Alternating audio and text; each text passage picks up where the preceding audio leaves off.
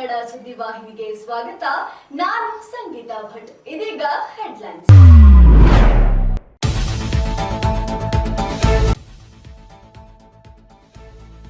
ತನ್ನ ಅಕ್ರಮ ಸಂಬಂಧ ಮುಚ್ಚಿಕೊಳ್ಳಲು ನಾದಿನಿಯನ್ನ ಕೊಂದ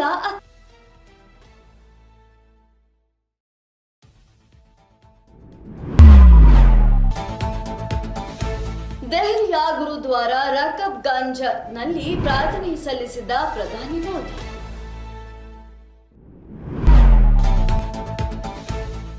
ವಿಮಾನ ನಿಲ್ದಾಣ ವಿಚಾರದಲ್ಲಿ ಯಾರ ಒತ್ತಾಯಕ್ಕೂ ಮಣಿಯುವುದಿಲ್ಲ.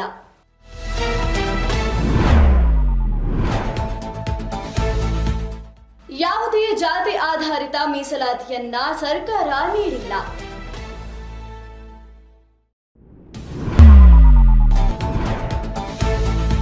ನಾವು ಕಾಂಗ್ರೆಸ್ ತುಷ್ಟೀಕರಣದ ವಿರೋಧಿಗಳು, ಬಿವೈ ವಿಜಯೇಂದ್ರ ಹೇಳಿಕೆ.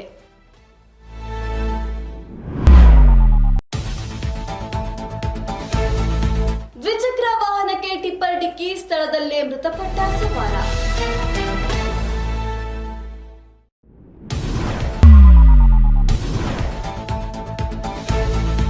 ಮೊಬೈಲ್ ಕದ್ದು ಬ್ಲಾಕ್ ಮೇಲ್ ಮಾಡಿದ ಮಂಗ, ವಿಡಿಯೋ ವೈರಲ್.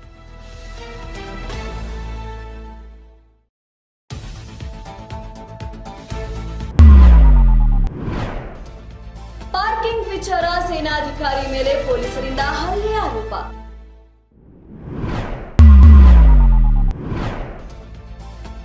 ಬಿಎಂಆರ್ಸಿಎಲ್ ಕಚೇರಿಗೆ ನುಗ್ಗಿದ ಕಳವೆ.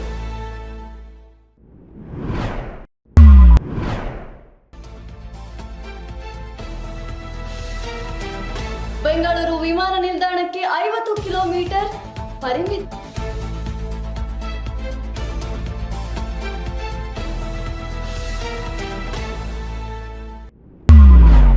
ತನ್ನ ಅಕ್ರಮ ಸಂಬಂಧವನ್ನ ಮುಚ್ಚಿ ಹಾಕಲು ನಾದಿನಿಯನ್ನೇ ಕೊಂದಿರುವಂತಹ ಘಟನೆ ರಾಜಸ್ಥಾನದಲ್ಲಿ ಬೆಳಕಿಗೆ ಬಂದಿದೆ. ಮಾರ್ಚ್ 7ರಂದು ರಾಜಸ್ಥಾನದ ಬಿಕಾನೇರ್ನಲ್ಲಿ ಮಹಿಳೆಯ ಶವ ಸುಟ್ಟು ಸ್ಥಿತಿಯಲ್ಲಿ ಪತ್ತೆಯಾಗಿತ್ತು. ಸದ್ಯ ಇದಕ್ಕೆ ಸಂಬಂಧಿಸಿದ ಮಹತ್ತರ ಅಪ್ಡೇಟ್ ಲಭ್ಯವಾಗಿದ್ದು, ಮೃತ ಮಹಿಳೆಯನ್ನ ಮನೀಷಾ ಎಂದು ಗುರುತಿಸಲಾಗಿದೆ. ಮನೀಷಾಳ ಅತ್ತಿಗೆ ಗೋಪಾಲ್ ಎಂಬುವವನ ಜೊತೆ ಅಕ್ರಮ ಸಂಬಂಧದಲ್ಲಿದ್ದಳು. ಈ ವಿಚಾರವನ್ನು ನಾದಿನಿ ಮನೀಷಾ ಯಾರಿಗಾದರೂ ಹೇಳುತ್ತಾಳೆ ಎಂಬ ಭಯದಿಂದ ಪ್ರಿಯಕರನ ಜೊತೆಗೂಡಿ ಅವಳ ತಲೆಗೆ ಸುತ್ತಿಗೆಯಿಂದ ಹೊಡೆಯಲಾಗಿತ್ತು. ಆ ಬಳಿಕ ಸಾಕ್ಷಿ ನಾಶಕ್ಕೆ ಶವಕ್ಕೆ ಬೆಂಕಿ ಹಚ್ಚಿದ್ದಾರೆ ಎಂದು ಪೊಲೀಸರು ಮಾಹಿತಿ ನೀಡಿದ್ದಾರೆ.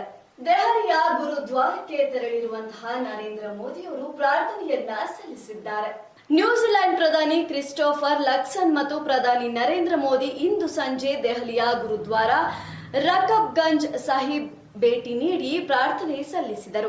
ನ್ಯೂಜಿಲೆಂಡ್ ಪ್ರಧಾನಿ ಭಾನುವಾರ 5 ದಿನಗಳ ಭಾರತ ಭೇಟಿಯಲ್ಲಿದ್ದಾರೆ.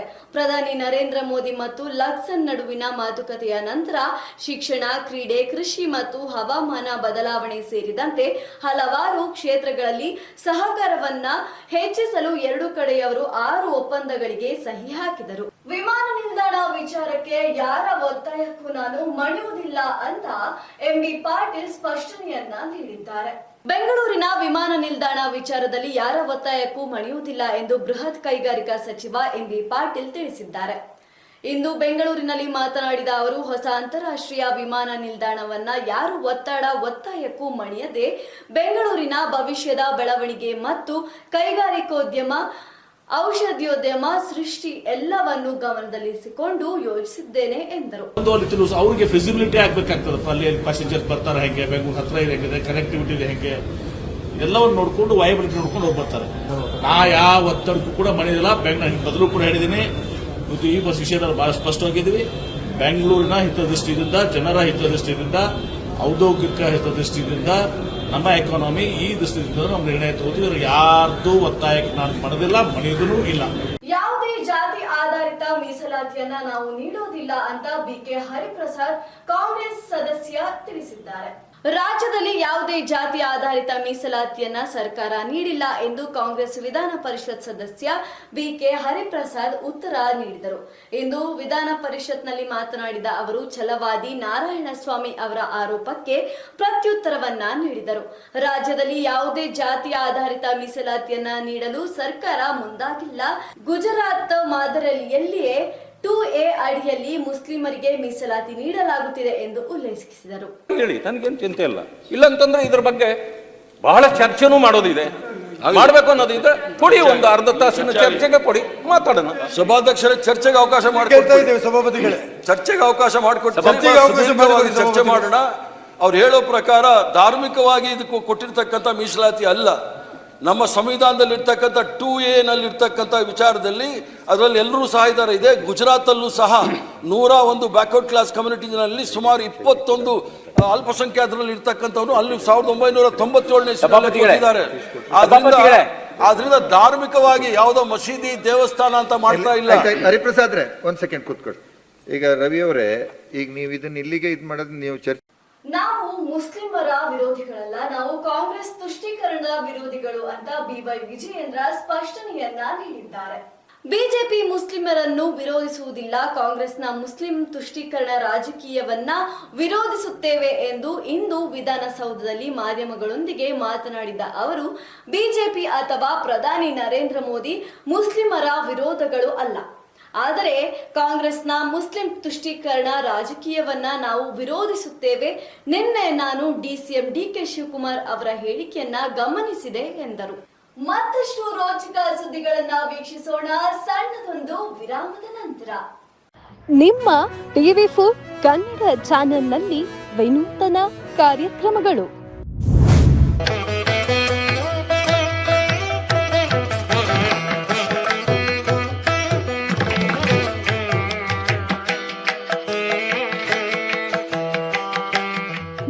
ದೇವಸ್ಥಾನದ ಬಗ್ಗೆ ಸಂಪೂರ್ಣ ಮಾಹಿತಿ ನೀಡುವ ಕಾರ್ಯಕ್ರಮ ದೇಗುಲ ಮಹಿಮೆ.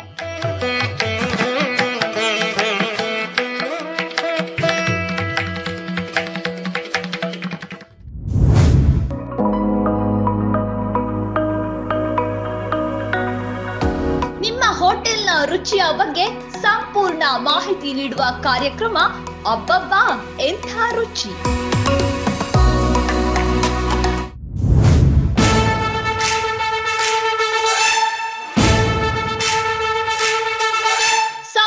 ಸೇವಕರ ಬಗ್ಗೆ ಜನತೆಗೆ ತಿಳಿಸುವ ಕಾರ್ಯಕ್ರಮ ಜನರೇ ಮೆಚ್ಚಿದ ನಾಯಕ.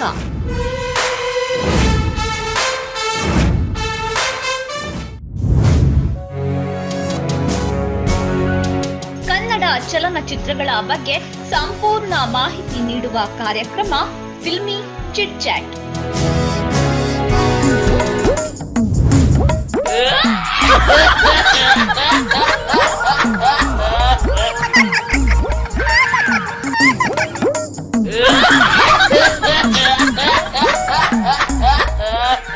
ವಿನೂತನ ಬಕ್ರ ಕಾರ್ಯಕ್ರಮ ಟೋಪಿ ಲಾಲ.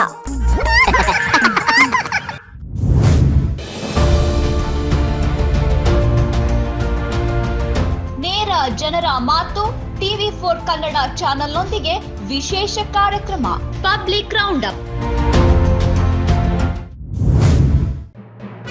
ನಿತ್ಯ ನಿಜ ನಿರಂತರ ತಾಜಾ ಸುದ್ದಿಯೊಂದಿಗೆ ನಿಮ್ಮ TV4 ನ್ಯೂಸ್ ಚಾನೆಲ್. ವಿರಾಮದ ನಂತರ TV4 ಕನ್ನಡ ಸುದ್ದಿವಾಹಿನಿಗೆ ಮತ್ತೆ ಸ್ವಾಗತ. ದ್ವಿಚಕ್ರ ವಾಹನಕ್ಕೆ ಟಿಪ್ಪರ್ ಡಿಕ್ಕಿ ಹೊಡೆದಿದೆ. ಸ್ಥಳದಲ್ಲೇ ದ್ವಿಚಕ್ರ ವಾಹನದ ಸವಾರ ಸಾವನ್ನಪ್ಪಿದ್ದಾನೆ. ಈ ಘಟನೆ ಆಂಧ್ರದಲ್ಲಿ ನಡೆದಿದೆ ಎಂದು ತಿಳಿದು ಬಂದಿದೆ.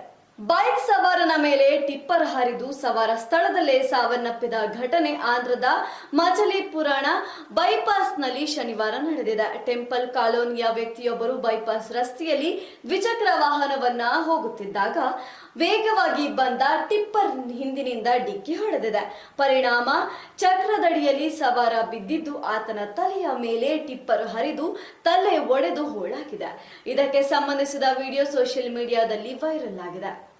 ಇಲ್ಲಿ ವ್ಯಕ್ತಿಯೊಬ್ಬನ ಮೊಬೈಲ್ನನ್ನ ಕದ್ದಂತಹ ಮಂಗ ಬ್ಲಾಕ್ ಮೇಲ್ ಮಾಡುವಂತಹ ಚಿತ್ರ ಮೊಬೈಲ್ ನಲ್ಲಿ ಸೆರೆಯಾಗಿದೆ. ಈ ಮೂಲಕವಾಗಿ ವಿಡಿಯೋ ಸಾಮಾಜಿಕ ಜಾಲತಾಣದಲ್ಲಿ ವೈರಲ್ ಆಗ್ತಾ ಇದೆ. ಸಾಮಾಜಿಕ ಮಾಧ್ಯಮಗಳಲ್ಲಿ ಕೋತಿಗಳ ಕುಚೇಷ್ಟೆಯ ಹಲವು ವಿಡಿಯೋ ಆಗಾಗ ವೈರಲ್ ಆಗುತ್ತಿರುತ್ತದೆ.